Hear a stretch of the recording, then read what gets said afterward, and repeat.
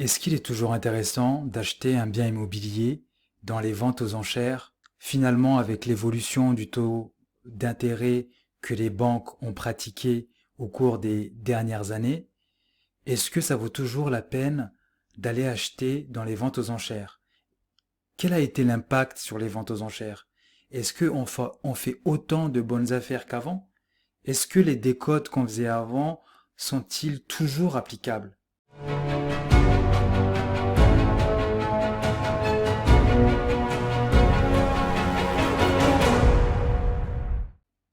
Ça, c'est des questions que j'attends régulièrement et qui reviennent assez souvent.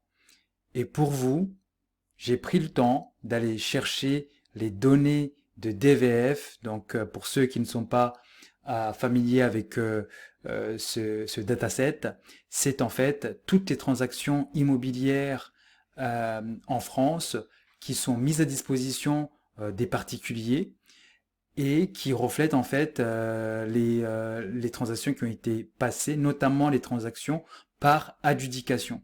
Donc je suis parti récupérer ces informations-là, je les ai analysées et ensuite j'ai sorti ces tableaux de bord pour vous aider à mieux prendre vos décisions. Dans cette vidéo, je vais répondre à ces questions-là, mais avant de rentrer directement dans le vif du sujet, j'aimerais préciser quelque chose de très important. J'ai constaté que les données DVF ne sont pas 100% fiables. Je m'explique. Toutes les transactions qui ont eu lieu via les ventes aux enchères, donc c'est ce qu'on appelle vente par adjudication, ne sont pas reflétées dans ces données-là. Ma théorie et mon interprétation, c'est que lorsque les gens classifient les biens vendus aux enchères, des fois ils peuvent se tromper et ils ne les catégorisent pas comme des ventes en adjudication. Mais honnêtement, j'ai regardé de manière très précise ces données et je pense qu'on peut quand même s'appuyer dessus parce que c'est quand même assez représentatif des biens qui ont été vendus à travers les ventes aux enchères. Donc, je vais commencer par le premier indicateur, c'est le volume des ventes aux enchères au fil des années. Donc là, concrètement, ce que j'essaye de voir, c'est comment le nombre de biens vendus aux enchères évolue au fil des années. Est-ce qu'il y a plus de biens vendus aux enchères ou est-ce qu'il y en a moins? Pourquoi c'est important pour nous, enchérisseurs aguerris qui cherchons toujours un moyen de faire des meilleures affaires, c'est que c'est plus il y a de biens vendus aux enchères, plus on va faire de meilleures affaires. Moins il y a de biens, plus on sera plusieurs à se battre sur le même bien. Donc là, ce qu'on peut voir, donc là, j'ai pris en fait entre 2021 et 2025. Donc première chose que vous pouvez constater, c'est qu'en 2005, on a très peu de ventes. Mais ça, c'est normal. Et pour moi, l'analyse sur 2025, on doit l'exclure parce que DVF n'a pas mis à jour encore l'ensemble des transactions qui ont eu lieu sur 2025. Donc ça, on peut l'enlever de l'analyse. Donc on peut se focaliser uniquement sur de 2021 à 2024. Donc ce qu'on voit, on voit quand même une certaine tendance vers la baisse. On voit quand même que le nombre de biens vendus aux enchères immobilières judiciaires est en diminution. Il y a une explication par rapport à ça. Malheureusement, je vais manquer de temps pour développer ma théorie, mon hypothèse par rapport à ça. Je ferai probablement une vidéo pour vous expliquer pourquoi je pense que les biens vendus aux enchères vont continuer à diminuer. Mais maintenant, quand on a ce résultat-là, c'est pas suffisant. La question qu'il faut se poser, c'est que même s'il y a moins de biens vendus aux enchères, est-ce qu'on réalise moins de bonnes affaires qu'avant? Est-ce que la décote est moins importante qu'avant? Ça, c'est une première information. Donc, on voit que les biens aux ventes aux enchères diminuent. Mais est-ce que on fait moins de bonnes affaires? Donc, ça, c'est là où on va regarder le second indicateur. Donc, lui, c'est la tendance annuelle des décotes réalisées.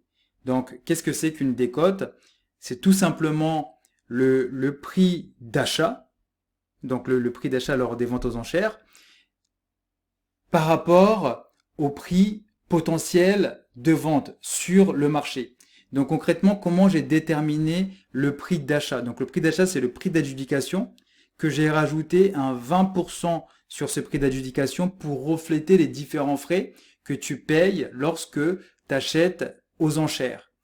Et pour calculer, pour identifier finalement le prix du marché, ce que j'ai fait, c'est tout simplement regarder les transactions sur le même secteur à la même période. Et puis là, j'ai pu déterminer un certain prix moyen au mètre carré. Et donc, ça me donne ça. Donc, comme vous pouvez le voir, malgré le fait que le nombre de biens vendus aux enchères est en diminution, donc là, quand même, c'est une diminution qui est légère, hein, on voit que la décote est quasiment stable. On oscille toujours entre 24% de décote et 30% de décote. Et comme on peut le voir, sur 2024, on a un peu chuté, mais sur les débuts d'année 2025, la décote médiane commence à augmenter. Donc ça, c'est vraiment très intéressant. Donc, il y a encore plein d'autres indicateurs à voir. Je vais continuer à faire des vidéos dans les semaines prochaines. Mais pour vous donner un peu plus d'éléments dans votre quotidien d'enchérisseur, je vais vous partager un indicateur aussi qui est intéressant. C'est quel mois offre les meilleures décotes. Donc ça, c'est vraiment un indicateur que j'aime bien regarder parce que ça me permet de m'organiser moi de mon côté pour savoir quand est-ce que je vais commencer à aller enchérir de nouveau. Et puis là, cet indicateur-là va à l'encontre de ce que j'ai pu dire par le passé. Parce que par le passé, je m'appuyais uniquement sur le nombre de ventes. Donc on le sait qu'en fonction des mois, il y a plus de ventes que d'autres mois, et aussi en fonction des départements. Mais avant, je regardais pas la décote en fait. Et c'est ça pour moi l'information la plus importante. Parce que tu peux avoir un mois, admettons, on sait que septembre et octobre, c'est des mois où on a beaucoup de ventes en fait. Et donc, on peut avoir beaucoup de ventes, mais on peut avoir aussi beaucoup d'enchérisseurs. Et donc, la décote n'est pas si intéressante que ça. Et on peut avoir des mois, admettons, janvier, où il y a très peu de ventes. Mais par contre, vu qu'il y a très peu de ventes, donc il y a moins d'enchérisseurs, donc la décote est plus intéressante. Donc là, que nous dit cet indicateur-là basé sur des vraies données réelles? Donc, ce qu'on voit en fait, c'est que, et ça c'est vraiment paradoxal, c'est que peu importe le mois que tu fais, tu vas faire à peu près la même décote. La même décote, donc autour de 24%. Donc ça, c'est la décote médiane. C'est pas la décote moyenne parce que je travaille plus sur la médiane parce que en fait la décote moyenne est souvent faussée parce que il y a des extrêmes des fois. Donc tu peux avoir des extrêmes où quelqu'un va faire je sais pas une super bonne affaire, elle va avoir une décote de je sais pas de 80% et des cas où la personne va suracheter le bien en fait. C'est-à-dire que ça sera pas une bonne affaire. Donc la moyenne est souvent faussée, donc je préfère prendre la médiane, c'est plus juste pour faire ce genre d'analyse. Donc comme on peut le voir, bah en fait, peu importe le mois que sur lequel tu te positionnes, globalement tu vas faire à peu près le même type de décote. Mais on voit quand même, il y a quelques mois qui se démarquent, mais c'est pas tant que ça. Donc on voit, admettons, le mois de novembre, ça se démarque un peu. Donc là, c'est sur les 5 dernières années à peu près. Donc on voit aussi que le mois de mars, ça se démarque un peu, mais c'est très faible. Donc c'est ultra faible. Donc là, ce que ça veut dire, c'est que en fait, le fait de dire, bah écoute, moi je vais aller me positionner dans les ventes aux enchères, peut-être au mois de février, parce qu'il y a moins de monde, ou en septembre parce qu'il y a plus de ventes. Mais en fait, c'est pas vrai.